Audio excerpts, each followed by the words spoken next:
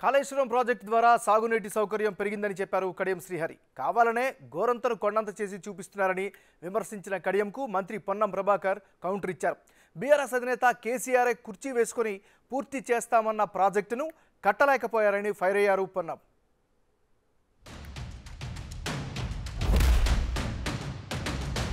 ముఖ్యమంత్రి గారు మేడిగడ్డకు వెళ్ళి మేడిగడ్డలో ఒక ఇంజనీర్తోని మాట్లాడుతున్నది నేను వీడియోలో చూశాను, టీవీ ఛానల్స్లో చూశాను.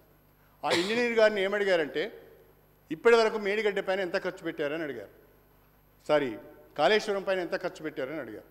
అంటే వారు 94,000 కోట్లు అని చెప్పారు. ఎంత ఆయకట్టు వచ్చింది అని చెప్పారు. కొత్త ఆయకట్టు ఎంత వచ్చింది అని చెప్పారు.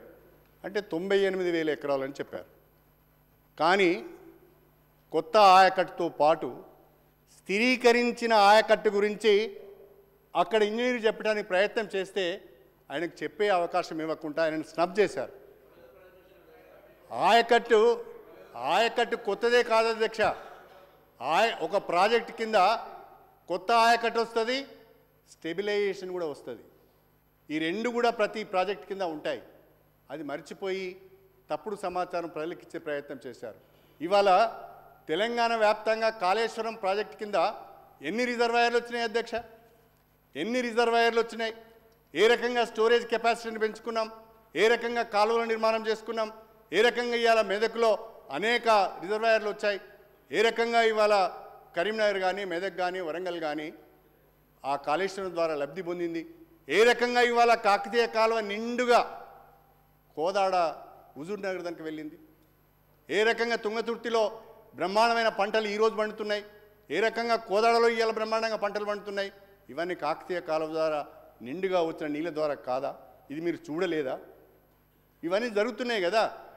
దాన్ని మనము గోరంతను కొండంతలు చేసి ఏదో జరిగిపోయిందని చెప్పి మొత్తము వ్యవహారం అంతా దాని మీదకి డైవర్ట్ చేసి ప్రజలను తప్పుదో పట్టించే ప్రయత్నం చేయడం సరైనది కాదు. కాలువలు ఇప్పుడు వారుతున్నాయంటే గతంలో వారు మంత్రి ఉన్నప్పుడు ఆ కాలువలు వారలేదా అధ్యక్ష? వారలేదా?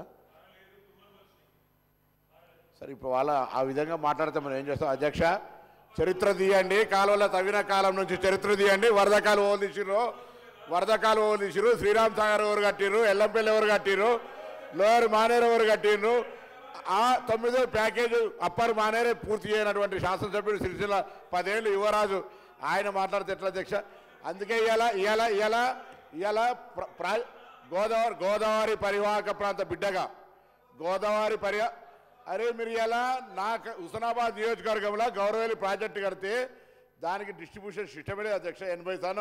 80% పూర్తి అయిన ప్రాజెక్టును మీరు వచ్చి 2014లో గౌరవ కేసీఆర్ గారు నేను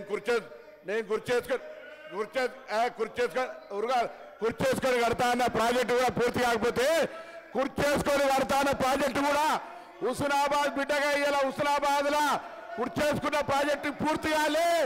దానికి ఏం జవాబు చెప్తారు? ఇలా గోదావరి పరివాహక ప్రాంతంలో టీఆర్ఎస్ పార్టీ అధికారంలోకి రాకముందు కూడా 80% ఇరిగేషన్ తోటి ఆనాడు వరి ఉత్పత్తిలో ఈస్ట్ గోదావరి వెస్ట్ గోదావరి తోటి పోటీ ఉన్నటువంటి జిల్లా నాది. అలా ఆ జిల్లాను అవమానపరిచి ఇరిగేషన్ లేదు మీ మీద వచ్చినామని చెప్తే పొరపాటు అధ్యక్ష. సభను తప్పుదోవ పట్టించినట్టు ఇవాళ ఆనాడు కూడా ఉమ్మడి రాష్ట్రంలో వరి ఉత్పత్తిలో కరీంనగర్ జిల్లా ఈస్ట్ వెస్ట్ గోదావరితో దాటిపోయినటువంటి పరిస్థితులలో పిలువండి మాజీ శాసనసభ్యులు, ఇక్కడ చరిత్రలో ఉన్నటువంటి పౌర సరఫరాల శాఖ మంత్రులు ఆ రికార్డు చెప్పండి అధ్యక్ష, వీళ్ళ సభ్యులకు చెప్పండి.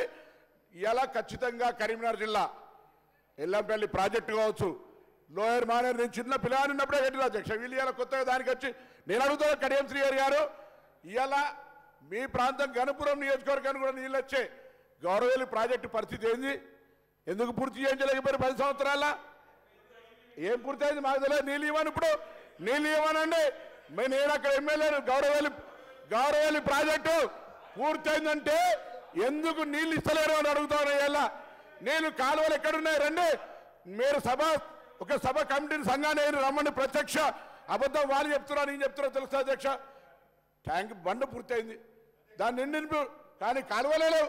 ఇట్లా వాళ్ళు ఏం పడతారు తప్పుడు సమాచారంగా కాలువలే లేవు, కాంగ్రెస్ హయాంలో నీళ్ళే లేవు అని మాట్లాడుతారు అధ్యక్ష. తుమ్మలు మొలిసినాయి.